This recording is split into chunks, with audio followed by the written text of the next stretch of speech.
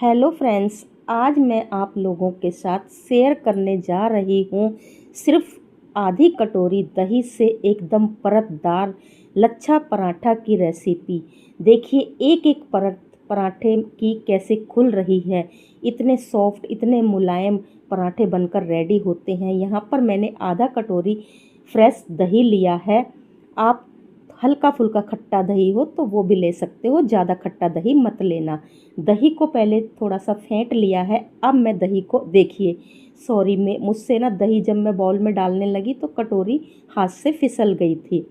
तो ये दही को अब मैंने एक बाउल में डाल लिया है। थोड़ा सा डाला है नमक, आधा चम्मच मैंने इसमें चीनी ऐड की है। चीनी को अच्छी तरह से यहाँ पर दही में घोल लेना है, अच्छी तरह से मिक्स कर लेना है। आप यहाँ पर पिसी हुई चीनी भी डाल सकते हैं। एक छोटा चम्मच मैंने कुकिंग ऑयल का डाला है और 1/4 चम्मच मैंने यहाँ पर बेकिंग पाउडर डाला है। अब इन सबको अच्छी तरह से मिक्स कर लेना है। दही को अच्छी तरह से फेंटना है। देखिए दही फेंटते फेंटते एकदम फ्लफ़ी सी हो जाएगी। इसी से हमारे पराठे परतदार और लच्छे वाले बनेंगे। तो चलिए, दही को हमने फेंट लिया है। एक कटोरी मैंने यहाँ पर मैदा लिया है और एक कटोरी भर के यहाँ पर लिया है गेहूं का आटा। आप चाहे तो गेहूं के आटे से भी बना सकते हैं या फिर सिर्फ खाली मैदा से भी बना सकते हैं। मैंने मैदा और आटा बराबर में लिया है ताकि पराठे देखने में थोड़े सुंदर से लगें। तो या फिर आप अगर हेल्दी वे में बनाना चाहते हैं तो आप खाली गेहूं के आटे से भी बना सकते हैं। अब आटे को इसमें मिक्स कर लेना है। पहले मिक्स करके देख लेना है। जितने पानी की ज़रूरत लगेगी थोड़ा थोड़ा पानी डालकर हमें एक सॉफ्ट डो यहाँ पर तैयार करना है। मैंने मैदा और सूजी बराबर इसलिए लिया है क्योंकि हम पराठे ये वाले लच्छा पराठा रोज़ रोज़ तो खाते नहीं हैं, कभी कभी खाते हैं। तो बच्चों को थोड़ा अच्छा लगना चाहिए ताकि बच्चे हमारे खुश हो जाएं। हमारी फैमिली में हमारे फैमिली मेम्बर भी खुश होकर ये पराठे खाएं। कभी कभी ऐसी चीज़ें खा भी लेनी चाहिए। तो देखिए आटा हमें यहाँ पर इतना सॉफ्ट लगाना है। इन पराठों का आटा ना सेम सॉफ्ट ही लगता है। थोड़ा सा ऑयल का हाथ लगा करके मैं इस आटे को 10 मिनट के लिए रेस्ट पे रख दूंगी। अब 10 मिनट के बाद में देखिए मैं आटे को देखती हूँ, काफ़ी बढ़िया आटा हमारा सेट हो चुका है। देखिए इतना ही सॉफ्ट और इतना ही मुलायम आटा हमें चाहिए। हमें यहाँ पर इन पराठों के लिए टाइट आटा नहीं चाहिए। तो मैं इसमें से देखिए रोटी जो हम बनाते हैं ना डेली की, उससे थोड़ा सा मोटा आटे का पेड़ा मैं इनमें से तोड़ लूँगी। सारे आटे में से जितना मैंने आटा लगाया है सारे आटे में से पेड़ा मैं बना लूँगी। यहाँ पर मेरे 5 पेड़े बनकर इतने आटे में तैयार हुए थे। मैंने 3 लोगों के लिए ये पराठे बनाए हैं। आप अपनी फैमिली के हिसाब से कम या ज़्यादा आटा या मैदा जिससे भी बनाए ले सकते हैं। तो देखिए थोड़ा सा हल्का सा मैंने आटा बुरका है। आप अगर सूखा आटा भी नहीं लगाएंगे तो भी ये पराठे बेलने में कोई दिक्कत नहीं आती है, क्योंकि मैदा जो है ना जब हम थोड़ी देर के लिए गूंद कर लगा कर रख देते हैं ना तो ये इस तरह से सेट हो जाता है कि ये आराम से बिल जाता है।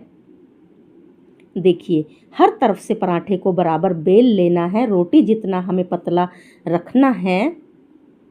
चलिए, साइज का डिजाइन का मत देखना कि टेढ़ा मेढ़ा हो जाए, उसमें कोई दिक्कत नहीं है। तो सबसे बड़ी बात, इस आटे में हमें कोई स्लैरी वगैरह तैयार नहीं करनी।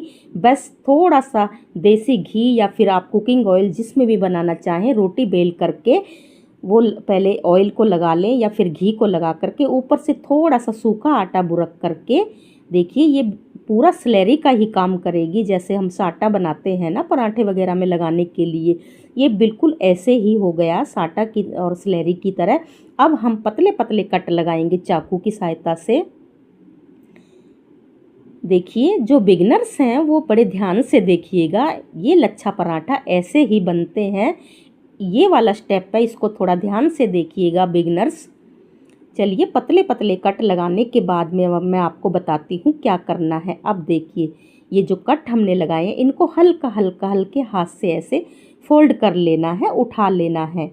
अब इसको थोड़ा सा ऐसे बढ़ा करके, क्योंकि मैदा है बड़े आसानी से स्ट्रेच हो जाता है, बढ़ जाता है। अब ऐसा लच्छे पराठे जैसा देखिए पेड़ा बनकर तैयार हो चुका है। पेड़ा बनाने के बाद में पहले हाथों से ही अच्छी तरह से पेड़े को फैला लेना, फिर बेलन से हर तरफ से बेलन चलाते हुए एक मीडियम रोटी जैसा, पराठे जैसा बेल लेना है। चलिए, एक पराठा मेरा यहाँ पर बेलकर रेडी हो चुका है। मैं दूसरा भी आपको बेलकर दिखाती हूँ। इस दूसरे पराठे को मैंने अलग तरीके से बनाया है, आप ध्यान से देखिएगा। पहले रोटी की तरह सेम ऐसे ही बेल लेना है। देखिए, रोटी की तरह मैंने यहाँ पर इसको बेल लिया है।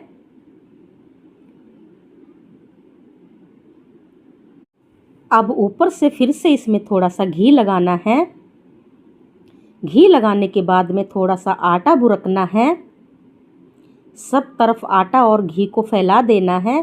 अब यहाँ पर हम थोड़े बड़े बड़े कट लगाएंगे। पहले हमने पतले पतले कट लगाए थे।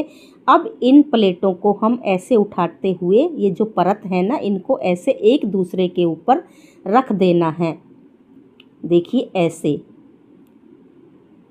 ऐसे ऐसे करके सारी परत ऊपर रख कर, अब देखिए इनको ऐसे बराबर कर लेना है। बराबर करके देखिए, फिर से इनको अब ऐसे फोल्ड करना है।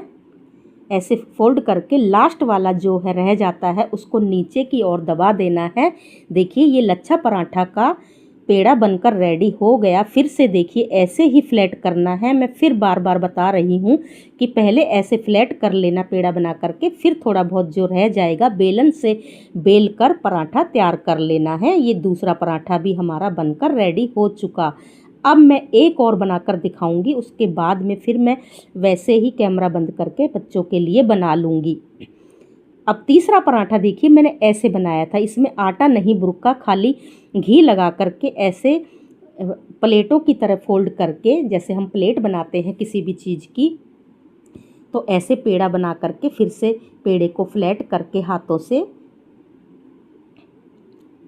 इस तरह से हाथों से फ्लैट करके, पहले थोड़ा सा हाथ से बढ़ा लिया है मैंने। आप चाहें तो हाथ से भी इस पराठे को बना सकते हैं, बहुत बढ़िया बन जाता है। चलिए, तीसरा पराठा भी मेरा बेल चुका है। मैंने ये बेलन से बेल लिया। अब इधर मेरा तवा भी गर्म हो चुका है। थोड़ा सा घी से तवे को ग्रीस कर लेते हैं। अगर ग्रीस नहीं करेंगे तो हमारा पराठा गरम तवे पर जाकर चिपक जाएगा। देखिए, साइड में थोड़ा सा लग के चिपक गया ना, तो इस तरह से पराठे को डाल देना है। ये थोड़ा सा बीच में से फट गया था तो मैंने सेट कर दिया। चलिए, इसको हटा देते हैं जो साइड में चिपक गया है। अब एक तरफ से सिकने के बाद में पराठे को पलट देना है। गैस की फ्लेम को लो टू मीडियम ही रखना है, हाई तो बिल्कुल भी मत करिएगा। अब दूसरी तरफ से भी देखिए पलट दिया। देखिए, आप कलर देखिए, दूसरी तरफ से एकदम बिल्कुल मार्केट जैसा, मार्केट में जैसे कि चूर चूर के पराठे, चूर चूर वाले पराठे मिलते हैं ना, यहाँ दिल्ली में पहाड़गंज में मिलते हैं, बहुत फेमस हैं चूर चूर वाले पराठे। तो देखिए, घी लगा करके ऐसे अलट पलट करके पराठे को सेक लेना है। आप किसी भी चीज़ में पराठे बना सकते हैं। कुकिंग ऑयल में आप जो भी खाते हो उसमें भी पराठे बना सकते हैं, लेकिन मैं तो कहूँगी अगर आपके पास घी अवेलेबल है तो आप घी से ही बनाइएगा। ये पराठे घी से बहुत टेस्टी बनते हैं। मैंने आपको परत भी खोल कर दिखाई पराठे की, कितनी बढ़िया परत खुली है। दूसरा पराठा मैंने तवे पर डाल दिया, एक तरफ से सिकने के बाद में पलट दिया। अब दूसरी तरफ से भी सेक लेते हैं। देखिए, कितना बढ़िया कलर आया है पराठे का। अब फिर से इस पराठे पे घी लगाकर पराठे को सेक लेते हैं। तो गैस की फ्लेम को लो टू मीडियम करते ही हुए, और जो जो स्टेप मैंने बताए हैं, जो जो टिप्स मैंने बताए हैं, आप इनके अनुसार पराठे बनाएंगे तो आपके पराठे एकदम परफेक्ट, लच्छेदार, एक एक परत वाला, खुलने वाला पराठा आपका बनकर रेडी होगा। देखिए, मैं आपको साथ के साथ परत भी खोलकर दिखाती जा रही हूँ। दूसरा पराठा सिक गया है। अब तीसरा भी सेक कर मैं आपको बताती हूँ। तो ऐसे ही पराठे सारे सेक लिए हैं मैंने। तो देखिए, सबसे बड़ा टिप्स, मैं जब भी रोटी और पराठे जब सेक कर रखती हूँ, डायरेक्ट प्लेट में नहीं रखती, किसी कटोरी पर रखती हूँ, ताकि प्लेट हमारे पराठों में या रोटी में मॉइस्चर ना आए। तो चलिए अब प्लेट लगा लेते हैं। देखिए कितना क्रिस्पी, कितना लेयरदार बना है। एक एक पराठे की लेयर मैं आपको खोल कर दिखाऊंगी। देखिए सॉफ्ट भी हैं, लेयर वाले भी हैं। ऐसे पराठे देखकर कौन बताओ खुश नहीं होगा, किसका खाने का मन नहीं करेगा। जब भी आपके घर में मेहमान आने वाले हों या कोई पार्टी फंक्शन हो तो ये पराठे ज़रूर से बनाइएगा। ये पराठे कढ़ाई पनीर या फिर किसी भी सब्जी के साथ में, छोले के साथ में, छोले की सब्ज़ी के साथ में भी बहुत ही टेस्टी लगते हैं। मैंने तो आज कोई सब्ज़ी बनाई नहीं, सिर्फ मैंने घिया चने की दाल बना के रखी हुई थी। कोई स्पेशल सब्ज़ी नहीं बनाई। मैंने घिया चने की दाल की सब्ज़ी के साथ में ही इन पराठों को सर्व किया, खाया हमने। देखिए ना, प्लेट भी देखने में कितनी सुंदर लग रही है। यहाँ पर अगर पनीर और छोले की सब्ज़ी हो तो और भी प्लेट में चार चांद लग जाएंगे। तो भाई मैंने तो बना लिए, आप कब बना रहे हो कमेंट में ज़रूर बताइएगा। आप ऐसे पराठे कब बनाने जा रहे हो अपनी फैमिली के लिए, कब बना रहे हो कमेंट में बताकर जाना, और अच्छे अच्छे प्यारे प्यारे कमेंट करना। अगर मेरे चैनल पर आप नए हो, मेरी रेसिपी को पहली बार वॉच कर रहे हो तो सब्सक्राइब कर लेना।